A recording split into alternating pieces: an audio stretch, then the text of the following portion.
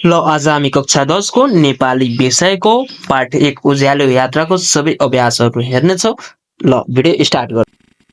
1 उज्यालो यात्रा कविता शब्द भण्डार 1 दिएका अर्थ आउने शब्द उज्यालो यात्रा कविताबाट खोजेर लेख्नुहोस्। उत्तर क मनमा उत्पन्न हुने भाव वा विचार भावना। ख श्रीखण्ड भोटेर बनाइएको लेप चन्दन। ग गौरवले भरिएको सगौरव।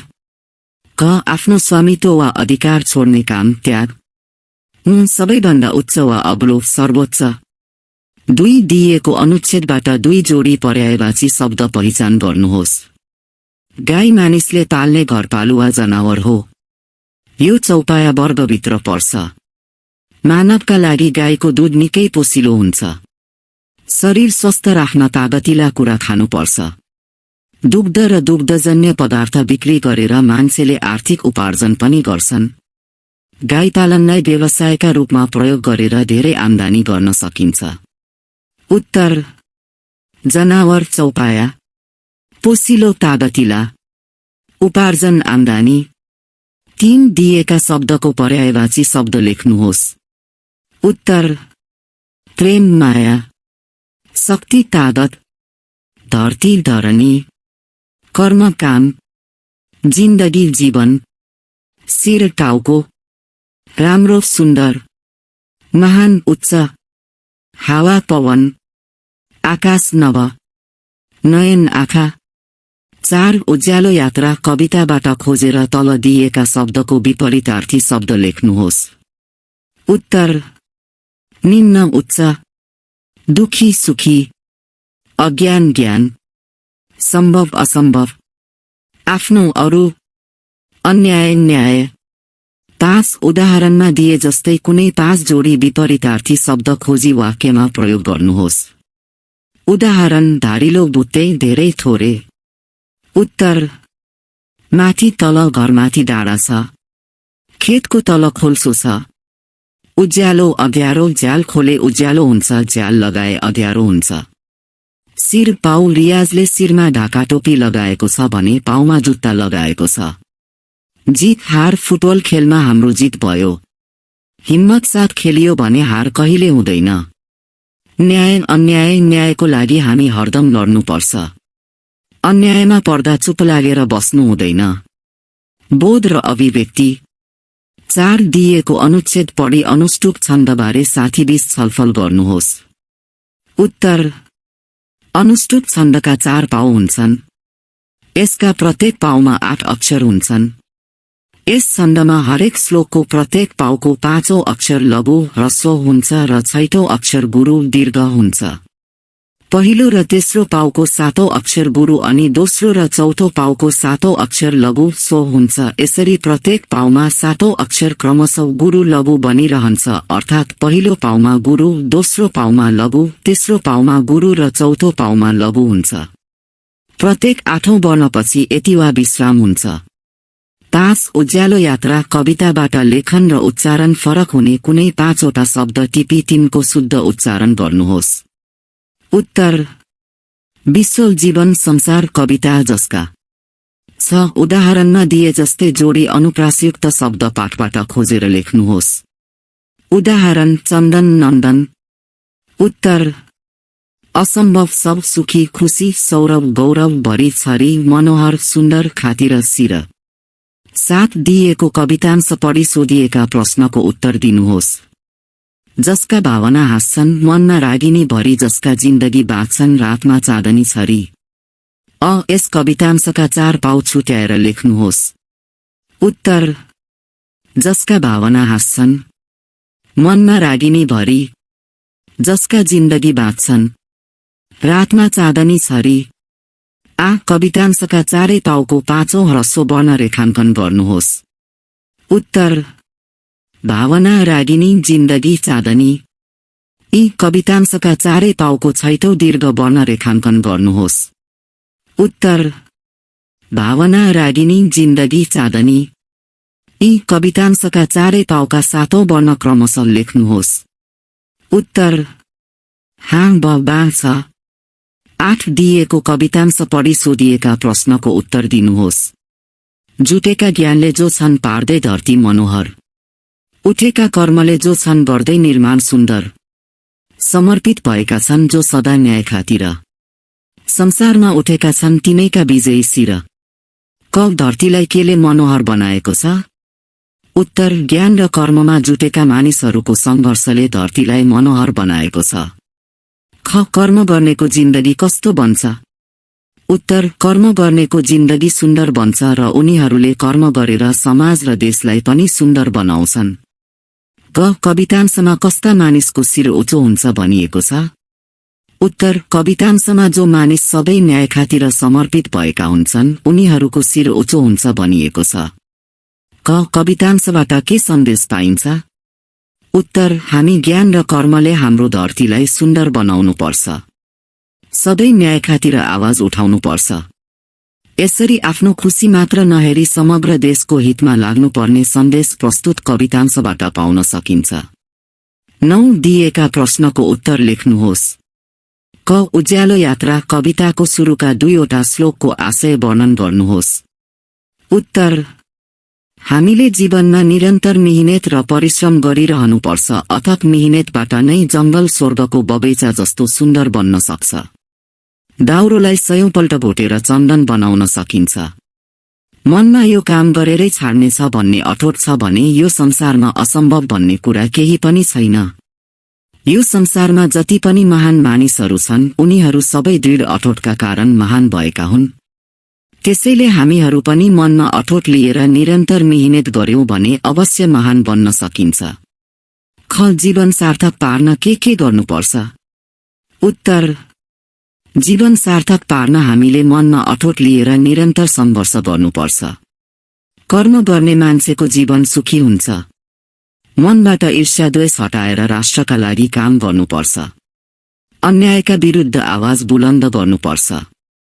यसरी लोभ लालच नगरी व्यक्तिगत स्वार्थभन्दा माथि उठेर समग्र धरती सजाउने काममा लाग्यो भने जीवन सार्थक बनाउन सकिन्छ। ग कवितामा कविले कस्तो आदर्श जीवन यात्राको कल्पना गरेका छन्? उत्तर, कवितामा कविले लोभ लालच र व्यक्तिगत स्वार्थ त्यागेर कर्मको यात्रामा तल्लीन हुन चाहेका छन्। चन्द्र सूर्य जस्तै बनेर अरूलाई उज्यालो किरण दिन चाहन्छन्। आफ्नै पौरखले जीवनको वाटो खन्न खोजेका छन्। यसरी कवि एउटा महान मानिस बनेर अरूको सेवा गर्ने आदर्श जीवन यात्राको कल्पना गरेका छन्। क उज्यालो यात्रा कविताको मूल भाव के हो? उत्तर, हामीले मनमा अठोट लिएर निरन्तर सङ्घर्ष गर्नुपर्छ। कर्म गर्ने मान्छेको जीवन सुखी हुन्छ। मनबाट ईर्ष्या द्वेष हटाएर राष्ट्रका लागि काम गर्नुपर्छ। ज्ञान र कर्मले हाम्रो धरती सजाउनुपर्छ। अन्यायका विरुद्ध आवाज उठाउनुपर्छ। हामी चन्द्र सूर्य बनेर धरतीको अन्धकारलाई हटाउनुपर्छ। यसरी असल कर्म गरेर हामी महान मानिस बन्न सक्नुपर्छ भन्नु नै यो कविताको मूल भाव हो। 11 क भाव विस्तार गर्नुहोस्। ईर्ष्या द्वेष हटाएर जो प्रेम छर्छन् सौरभ, तिनै मान्छेहरू बन्छन् विश्वका निम्ति गौरव। उत्तर, प्रस्तुत कवितांश उज्यालो यात्रा कविताबाट साभार गरिएको हो। यस कविताका लेखक नेपाली साहित्यका प्रसिद्ध कवि रामप्रसाद गेवाली हुन्। यस कवितामा कविले असल मानिस बनेर धरती सजाउनु पर्छ भन्ने भाव प्रस्तुत गरेका छन्। महान मानिस बन्न ईर्ष्या द्वेष जस्ता खराब आचरण त्याग्नुपर्छ भन्ने बुझाउने सन्दर्भमा प्रस्तुत कवितांश आएको हो। ईर्ष्या द्वेष हाम्रा शत्रु हुन्, हाम्रो सुखका बाधक हुन्। यति मात्र नभएर समाजको उन्नतिका पनि बाधक हुन्। अरूको डाहा गरेर र मनमा शत्रुताको भावना राखेर हामी कहिल्यै असल मान्छे बन्न सक्दैनौं। गौतम बुद्ध जसले ईर्ष्या द्वेष कहिल्यै मनमा राखेनन् विश्वमा शान्तिको सन्देश फैलाए अनि विश्वले गौरव गर्न लायक मान्छे कहलाए। मनमा ईर्ष्या र द्वेष पाल्ने मान्छेले आफ्नै आमालाई पनि सही देख्न सक्दैन। मनमा सफा भयो भने हामी प्रेमको सुवास सर्न सक्छौं। आफू खुसी रहेर अरूलाई पनि खुसी बनाउन सक्छौं। आफ्नो व्यक्तिगत स्वार्थमा लिप्त नभएर प्रेम बाँड्ने मान्छेहरू विश्वकै गौरव भएर रहन सक्छन्। हामीले पनि मनबाट द्वेष हटाउनुपर्छ र मानव कल्याणका लागि अग्रसर हुनुपर्छ। यसरी अनुष्टुप छन्दमा लेखिएको यस कवितांशमा हामीलाई सत्मार्गमा लाग्न आग्रह गरिएको छ। प्रेमको सुवास बाँड्ने मान्छे नै विश्वका निम्ति गौरव हुने कुरा स्पष्ट पार्दै यही बाटोमा सबैलाई डोर्याउन खोजिएको छ।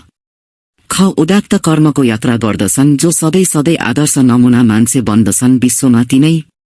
उत्तर प्रस्तुत कवितांश उज्यालो यात्रा कविताबाट साभार गरिएको हो। यस कविताका लेखक वरिष्ठ साहित्यकार कवि रामप्रसाद गेवाली हुन्। यस कवितामा हामीलाई असल काममा लाग्न प्रेरित गरिएको छ। राम्रो काम गर्ने मान्छे आदर्श मान्छे बन्ने सन्दर्भ बुझाउने क्रममा प्रस्तुत कवितांश आएको हो। मानिस कर्मले महान बन्छन्। कुर्मले यो धरती सुन्दर बनाउन सकिन्छ। कर्मले जङ्गल नन्दन बनाउन सकिन्छ। सयौंपल्ट कुदेर ढुङ्गा मूर्ति बन्छ। मान्छेले कर्म नगरी अल्छी गरेर बसेको भए हामी ढुङ्गे युगमै हुन्थ्यौं। हाम्रा अग्रजहरूका महान कर्मले नै हामीले यो सुन्दर संसार पाएका छौं। कर्मले पहाड फोडिएका छन्। कर्मले मरुभूमिमा उब्जनी भएको छ। पृथ्वीनारायण शाह कर्मले महान आदर्श राजा बने। डा सन्दुक रुइत कर्मले आदर्श व्यक्ति बन्दैछन्। अझ निरन्तरको असल कर्मले मान्छेलाई भगवान बनाउँछ। कर्मको यात्रामा लागेर समाज हितमा लागेका मान्छेहरू मरेर पनि अमर छन्। एउटा विद्यार्थीलाई पनि असल कर्मले सबैको प्रिय असल र सफल बनाउँछ। कर्म नगरी ज्ञान पनि मिल्दैन। त्यसैले हामी सबै कर्मको कलमले नै हाम्रो भविष्य निर्माण गर्न सक्छौं। यसरी मिठासपूर्ण भाषाशैलीको प्रयोग गरी अनुष्टुप छन्दमा लेखिएको कवितांशमा हामी पनि असल कर्महरू गरेर समाजको आदर्श व्यक्ति बन्नुपर्छ भन्ने भाव स्पष्ट पार्न खोजिएको छ। 12 कर्मशील बन्न कसरी सकिन्छ उज्यालो यात्रा कविताका आधारमा लेख्नुहोस्। उत्तर प्रसिद्ध छन्दवादी कवि तथा समालोचक रामप्रसाद गेवालीद्वारा लिखित उज्यालो यात्रा कविता उनको उत्कृष्ट नीति चेतनामूलक कविता हो। यस कवितामा कविले सत्मार्गले मान्छेलाई महान बनाउने कुरा स्पष्ट पार्न खोजेका छन् र कविताका माध्यमबाट हामी सबैलाई सत्मार्गमा लाग्न प्रेरित गरेका छन्। परिश्रम गर्नु तथा मेहनती बन्नु नै कर्मशील बन्नु हो। कर्मबाट नै सम्भावनाका ढोकाहरू खुल्दै जान्छन्।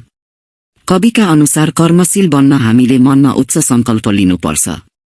मनमा उच्च अठोट लिएर काम गरिन्छ भने त्यो काम अवश्य सफल हुन्छ। हामी आफ्नो भर आफै पर्नुपर्छ। हामी परनिर्भर होइन आत्मनिर्भर बन्नुपर्छ। अरूसँग माग्ने होइन बरु अरूलाई दिन सक्ने हुनुपर्छ। मनमा सकारात्मक विचार र उदार भावना हुनुपर्छ। ईर्ष्या द्वेष राख्नु हुँदैन। सबैलाई प्रेम गर्नुपर्छ। प्रेमको सुवास सर्नुपर्छ। हामी अल्छी नबनी निरन्तर कर्मको यात्रामा लाग्नुपर्छ। बाधा अडचनहरू आउँदा निराश बनेर पछाडि हट्नु हुँदैन। हाम्रो ज्ञान परोपकार समाजको उन्नति र देशको विकासमा खर्चिनुपर्छ। देश निर्माण गर्ने हाम्रो कर्म हुनुपर्छ। हामी सधैँ न्यायका खातिर समर्पित हुनुपर्छ।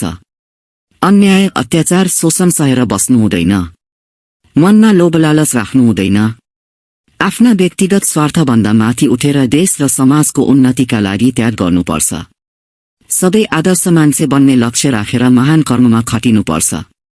जस्तोसुकै परिस्थितिमा पनि हामी चन्द्र सूर्य जस्तै अटल हुनुपर्छ। आफ्नो बाटो आफ्नै पौरखले खन्नुपर्छ। यसरी कवि गेवालीले केही तत्सम शब्द सरल र मिठासपूर्ण भाषाशैली साथै अनुष्टुप छन्दको प्रयोग गरी लेखेको यो कविता उत्कृष्ट चेतनामूलक कविता बनेको छ। हामी सबैलाई परोपकारी बन्न प्रेरित गरिएको छ। समग्रमा कर्मशील बनेर धरती सजाउनुपर्छ भन्ने भाव कवितामा व्यक्त भएको पाइन्छ।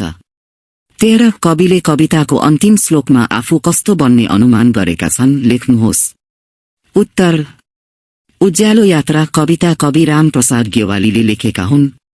यस कवितामा सबैलाई सत्मार्गमा लाग्न प्रेरित गरिएको छ। कविले अन्तिम श्लोकमा आफू आत्मनिर्भर बन्ने अनुमान गरेका छन्। उनी आफ्नो जिन्दगीको बाटो आफ्नै पौरखले खन्न चाहन्छन्। उनी अरूको अधीन र आड भरोसामा निर्भर परजीवी जस्तो बन्न चाहदैनन्। उनी सर्वोच्च व्यक्ति बन्न चाहन्छन्। सर्वोच्च कविता लेख्न चाहन्छन्। यसरी कविले आफू कर्मशील असल र सफल बन्ने अनुमान गरेका छन्।